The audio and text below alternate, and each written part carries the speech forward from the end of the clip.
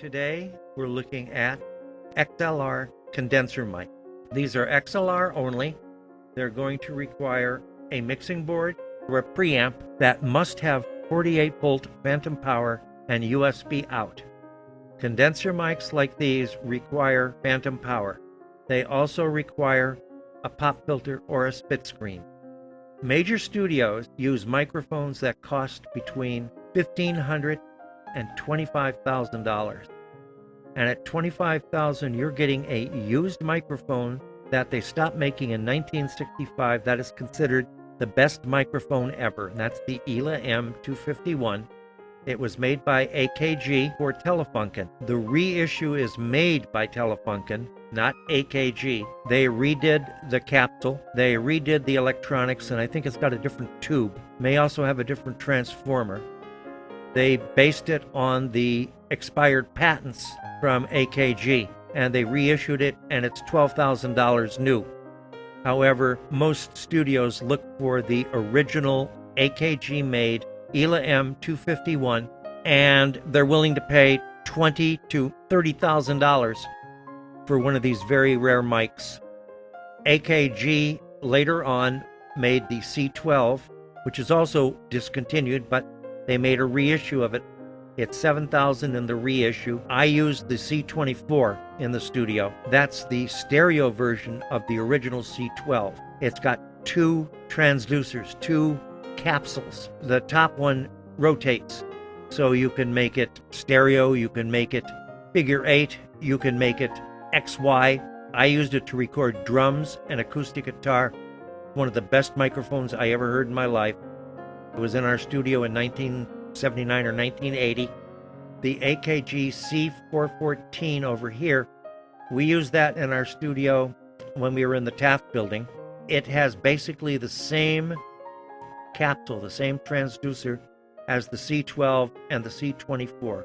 A 5-micron, gold sputtered, 1-inch diaphragm. The 414 has two, one on either side of the plate. It's a stereo figure 8 microphone that does several patterns. It's $1,500, and it's transistor, not tube like these. And these are what you find at major recording studios. And when you hear audiobooks, they may have used microphones like these, or the U47 Telefunken Neumann mics that used to be made for all the Beatles recordings in the 50s. That's another mic that's in regular use. But we're going to look at mics you can't afford, and we're going to look at the baby brother of that C414, which I believe uses the same capsule. It's a 1-inch diaphragm, it's gold sputtered, it's 5 microns, but it's not stereo and it's not figure 8. It's a very stripped down version, and it's only $365 to $465, depending on where you buy it and if it's on special. XLR only requires phantom power, has a low cut filter, has a 20 dB pad, and comes with a nice hard case and a shock mount. It is the only mic you really need.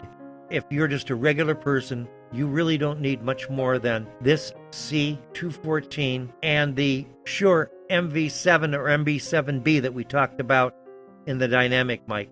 Those two microphones will get you by forever and ever and ever. This one here is great for recording everything. It's great for recording cymbals on drums. You need two of them, of course, left and right.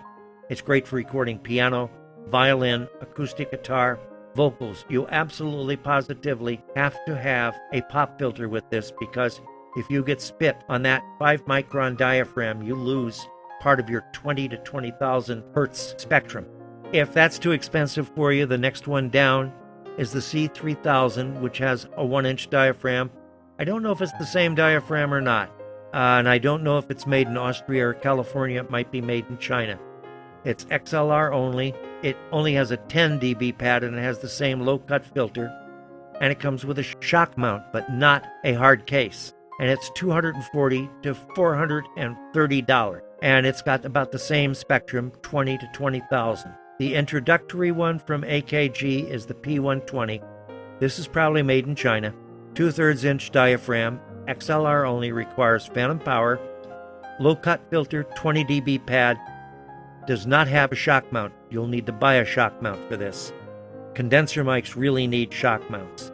It does come with a mic stand adapter, and it is $80 to $120. So this is your answer to the Blue Yeti if you want to get into mixing board and preamp, better quality microphone. A mixing board or a preamp is a lot better than the sound card in your computer. And one last mic we're going to look at is a mic that I had that I sent to my friend's studio, and he's using it out there, the MXL 990. This is a great little microphone. I got mine originally for $70. You find it on special. BH Photo has them in several colors for, I think, $80. Everybody else has it for $100 to $150. It is a 3/4 inch condenser mic. It's made in China, 28 millimeters. XLR, requires phantom power, has a hard case and a shock mount. It doesn't have any low pass filter, it doesn't have any pad, no bells and whistles, but it's a great sounding microphone. I compared it to my Audio Technica 4030 and it sounded really great. It has a frequency of 30 hertz to 20,000 hertz. And as I said, you can find this for I think as little as $80 at BH Photo in a different color. I think it comes in a gray color. It's a really good microphone for the price. So we have these microphones here, which are all condenser mics, which we talked about.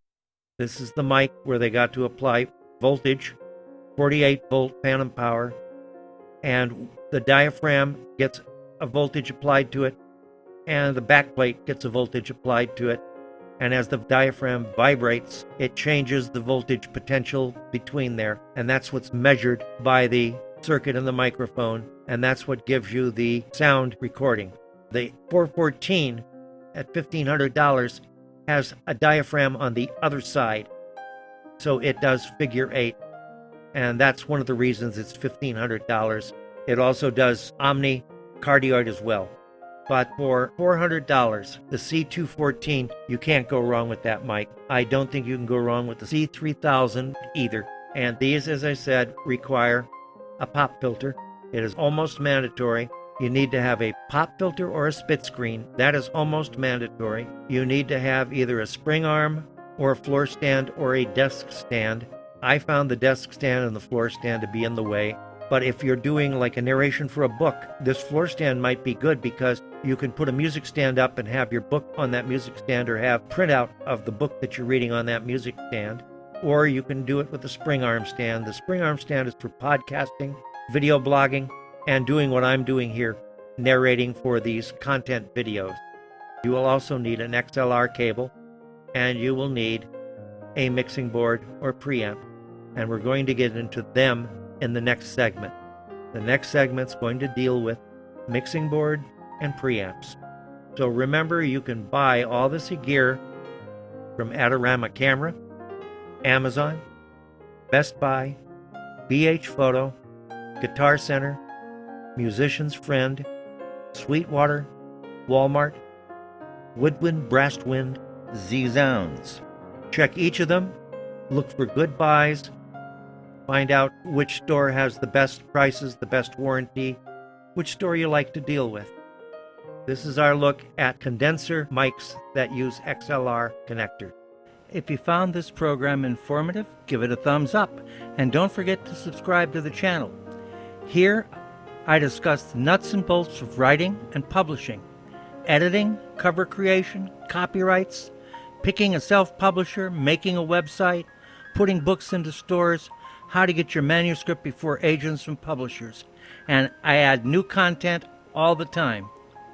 So have a good writing day.